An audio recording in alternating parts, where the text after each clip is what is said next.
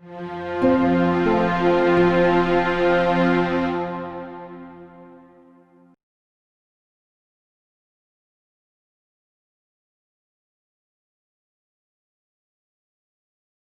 to Ask an Expert with Bill Kallestad, from Public Policy Manager from the Iowa Developmental Disabilities Council. We're lucky to have Bill this morning as he represents Iowans with intellectual and developmental disabilities. He is known for his extensive service provision, advocacy efforts, and versatile leadership style. Through the Iowa DD Council and the Iowans with Disabilities in Action program, Bill leads outreach and shapes policy to improve the lives of those he serves. So thank you, Bill, for joining us, and get ready to vote. All right. Well, welcome everyone, and I'm glad you're here, and I'm glad to have the opportunity to speak to you about voting in Iowa, or voting in elections that affect all of us. So welcome everybody, and you are participating in an election workshop, and we have a few goals today. 1, learn how to register. 2, how to vote, dates, locations, the process, so that you feel comfortable throughout the process. 3, learn some tools, websites, different ways for you to become more informed, ways for you to get connected. And finally, to really encourage you to walk away feeling confident in your ability to vote in the upcoming election, but also to encourage others to vote, to share their voice, to vote upon things that are important to them. So like Deb said, my name is Bill Kallestad, and I'm the Public Policy Manager at the Iowa Developmental Disability Council. And we're going to talk today about ID Action. So ID Action is a project of the Iowa Developmental Disability Council, and it's Iowans with Disabilities in Action. It's a project that started in 2002, and we have a few goals. One of our goals is to increase the involvement of Iowans with disabilities in the voting process, and we do that a few different ways. Each year, we have an annual conference where we bring people together and we talk about what's important to them. We bring in speakers, people from across the state, people from across our nation, and we talk about what's the topic at hand. A second way we do it is what you're participating in today is voter training. That's another thing ID Action does. We do voter trainings throughout the build up to elections, but we also do it throughout the year. And then third, advocacy. If there's a certain policy or a certain vote that's coming up, we want to make sure that people in Iowa that are living with disabilities, that their voice is heard. And that's our goal, is to increase the political involvement among people with disabilities, so creating a better, greater civic engagement. So how have we been doing? So we've still got some work to do, but we've got some things to celebrate. In 2016, over 16 million people with disabilities voted in national elections. Now, if you compare that rate to people who do not have disabilities, our rank is about 6% lower of the people voting. And you might think that's a pretty big gap, but just to go back, in the year 2000, not even 20 years ago, that gap was 20%. So you can tell 6% is a pretty big increase. In 2004, that gap got lowered from 20% to 12%. So how did those improvements happen? The sites where people vote are a lot more accessible. The way that we vote is a lot more accessible. The information for people who the new candidates are is more accessible. And then people do feel empowered. People understand that their vote is important. They're more engaged in the election process. They're more engaged in the civic duty part of it. And they understand that they have people voting for them, or people in the Senate or in the House that are making decisions that affect their lives, and they want to have a voice in that. So we still have work to do to close that gap. And I think that some of the reasons there's still a gap is that the voting process for a lot of people is confusing. It's intimidating. Some people feel it's complicated. And so my goal today, and our goal as we work through this together, is to fix that. So let's get to work. So the first question is, does it really matter if you vote? You bet it does. We'd love for you to vote. Every vote counts. So first of all, voting, it's your right. You have a right to vote. You have a responsibility as a citizen to vote. People often refer to it as a civic duty. But the real question that I ask myself, and I think maybe you might want to ask yourself, is do you want others to make decisions on policies and laws and practices that affect you? And would you like to influence who that person is? So does it matter that we vote? For example, if we could shorten that gap up from 6% and those people voted, that would be approximately 2.2 million votes casted. That really could make a difference. So let's determine first is, are we eligible to vote? So when we talk about the eligibility to vote, the first question that we may want to ask ourselves is, have you voted in the past? That would be a good indicator. But the other part is, if you haven't voted in the past, it doesn't prohibit you from voting here in the future. So let's start with the criteria and make sure that we qualify to vote. So the first thing is, you must be 18 years old on election day or before. You must live in Iowa. You must be a U.S. citizen. And are you voting only in Iowa? You can't vote in a number of states. So if you meet all of those criteria, 18, Iowa, U.S. citizen, and you're voting in Iowa, you do have a right to vote, and it's as simple as that. There are some things that prohibit us from voting. If you've been convicted of a felony and you've not had your rights restored, you wouldn't be able to vote. You'd be able to check that with your county auditor to see if that would work. Have you been judged by a court to be mentally incompetent to vote? Again, that would prohibit you from voting. If those rules don't apply to you, going back to those others, being 18, living in Iowa, being a U.S. citizen, you can vote in Iowa. So let's get started. Did you know that there are some countries that require citizens to vote? Some countries that come to mind are Argentina or Australia. In the United States, you're not required to vote, but it is a right and a responsibility and a civic duty. But does Iowa make it easy to vote? The answer to that is yes. I think you'll find a lot of resources here today that make voting easy in Iowa. So let's talk about a few ways that you can do that. The first thing that you have to understand is that you have to register either 10 days before a general election or 11 days before all other elections. So the date that you want to write down, if you have a piece of paper, or keep in mind, is all of this stuff has to be done before October 24th. It is early in September right now as you're listening to this, but you have till October 24th. And so there's a few different ways that you would like to make sure that you register to vote. The first is get a form from your county auditor. There's two ways to do that. One is you can go to that website right there, www.sosiowa.gov, or you can just type in Secretary of State on a website and put Secretary of State, Iowa. And right there are some click buttons there, and you can either download the form, you can actually fill the form out online, or you can have it mailed to you. And the earlier the better, and I'll say that 1,000 times today, earlier the better, will make that more accessible to you.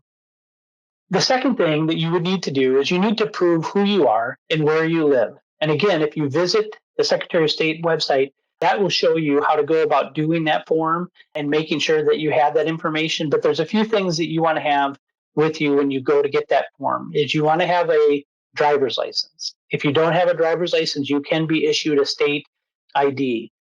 Once you go onto the Secretary of State, there is a link from there that will take you to the Department of Transportation and have you enter that information right there.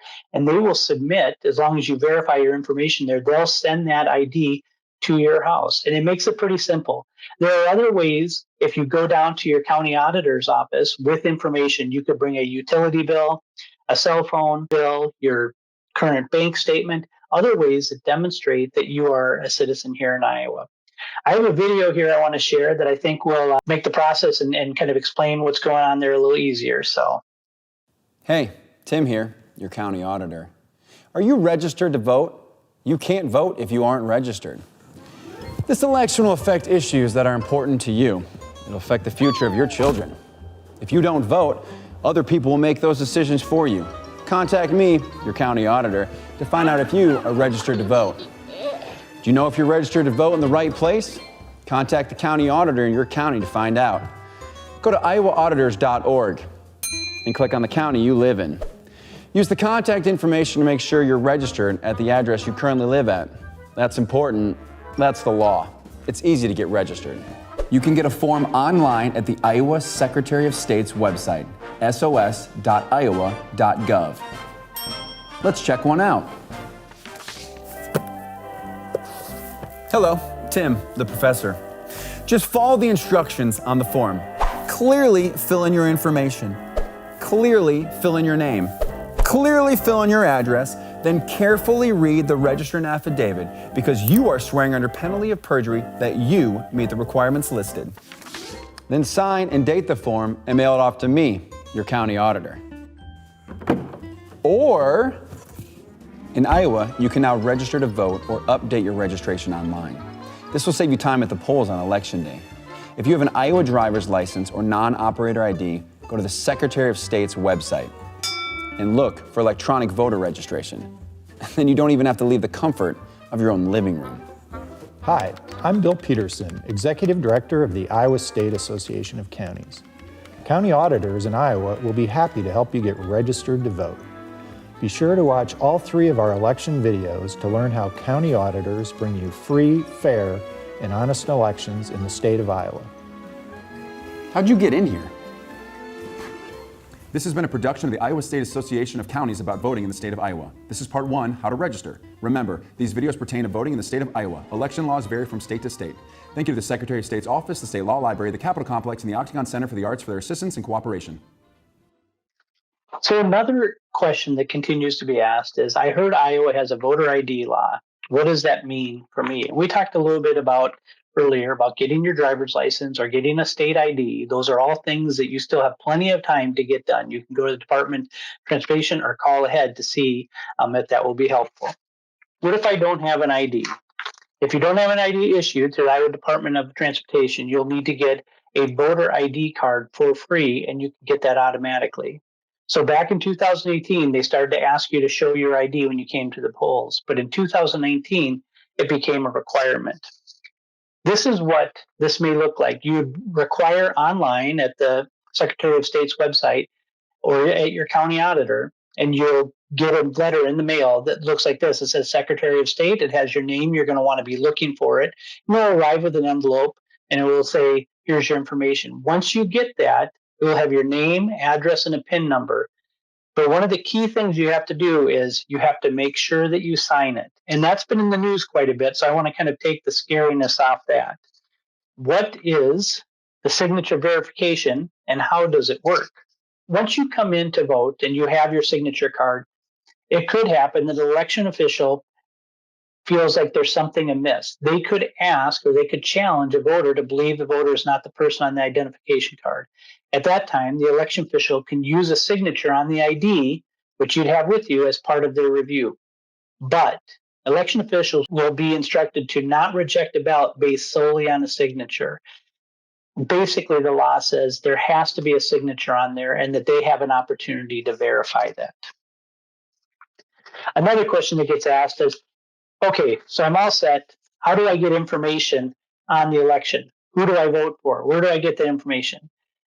ID Action and the Iowa Developmental Disability Council is a nonpartisan organization. So I'm not here to have you vote for one party or another, or one official or another official.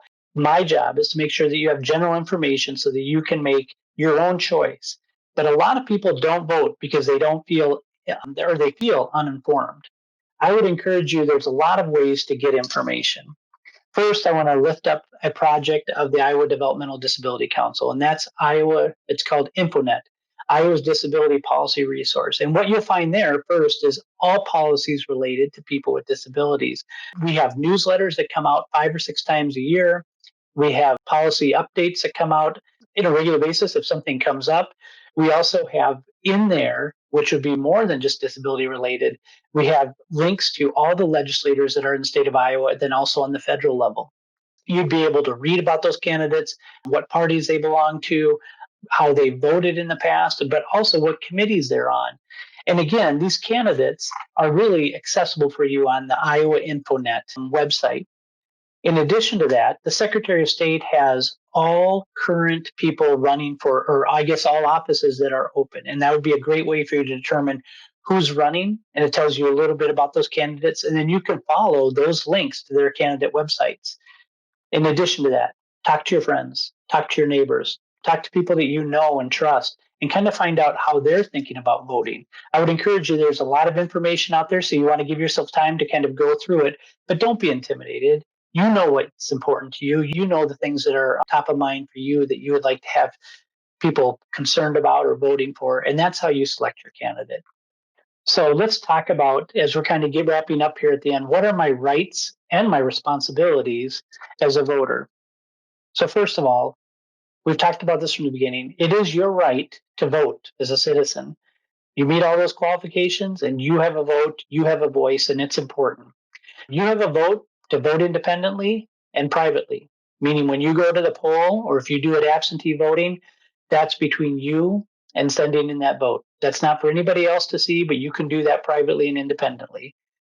If it's difficult for you to do that for whatever reason, you can ask for help. You can ask for help from a friend. You can deem anybody else to come along with you, a family member, a friend, a neighbor, and they can come with you that day to make sure that your vote is done neat and clean and done appropriately. There's only two rules to that, is you can't have an employee of yours do that, so you wouldn't be able to ask your boss, or a union representative if you're a member of a union. But besides that, you could ask anybody else to help you. You could even ask the people at the polling office who are officials. They're able to assist you, so they could do that.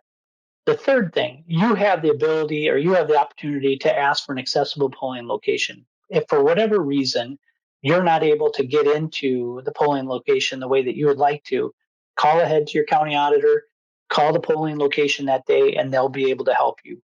They can come out to your car and they can bring actually the ballot to you and you can complete it there. You could do curbside drop off with your county auditor if you're going to do absentee voting. All of those things are available. And then finally, the voting equipment has to be accessible. And part of that is even you could ask for large print voting if you're having trouble seeing what's available there. Another question that comes up is, where do I vote? So let's talk about some of the deadlines that are really important. The first is absentee voting is a way for you to vote. You can request at any time up before October 5th or even after that. But if you request that form, then that has to be postmarked by October 24th. And so that's a key date. I've said that a few times, but you want to make sure that if you do absentee voting, you can do that before the 24th. If you're going to go that route, it has to be postmarked. So if you got it on October 5th, you could turn it in on the 6th, 7th, 8th, 9th, any of those dates, but you could mail it back in. The second thing you could do is you could make arrangements to drop it off at your county auditors. I would call to find out their hours. With all that's going on with COVID and the pandemic, you want to call ahead of time, make sure they know you're coming. You could bring it directly into their office and hand it to them, or that you can do curbside where you can call ahead and they'll come out and they'll grab your vote from that way. Again, the postmark, October 24th. The other way that you could do it is you could come in and vote in the general election on election day, which is November 3rd. Again, that's in person. And some of the things that you want to remind yourselves if you're going to do in person is just to make sure that you verify where you vote. Again, there is a great link to your Secretary of State where you just put in your zip code and it will tell you where to vote. Bring your voter ID, bring your personal ID, bring proof of your address. Those are important. Again, it's your right to vote and it's your right to ask for help. Don't be intimidated. They're there to help you, and it's important that you get a voice. So just a reminder of some of the things that we talked about. Get registered. It is easy, and I'm here to help you. So if you have any questions, you can call me. I'm at the Iowa Developmental Disability Program office, and my phone number is 515-288-0443. You could also call your county auditor, or you can check on the website with the Secretary of State. The second thing I ask you to do is to get to know your candidates. Spend some time here in this next month and look up your candidates, kind of find out what interests they have, what are their values, what are the things that are important to them, and see if they align with what's important to you. We want you to vote. We want to shorten up that gap of 6%. So at that time, please ask for help if you need any. We'd love to help you. And then remember that election day, if you're going to vote in person, is November 3rd. If you're going to send in your absentee voting, it must be postmarked before October 24th or before. But most importantly, please vote. And then secondly, encourage others to vote. I want to thank you for your time today. And I appreciate that you're interested in finding out more about the election process. Again, don't be intimidated by the process. I encourage you to find out what's important to you and share your voice. Thank you. Thank you, Bill. Great information. Great to know that you're a resource, that if folks need to reach out to you, that you're very available and that they can have curbside service even on the day of voting, that all of that can be accommodated. So great information for our audience members, and appreciate your effort at this, and we'll continue to help message the importance of Everybody's voice counts. So ask an expert with Bill and get out there and vote. Thank you.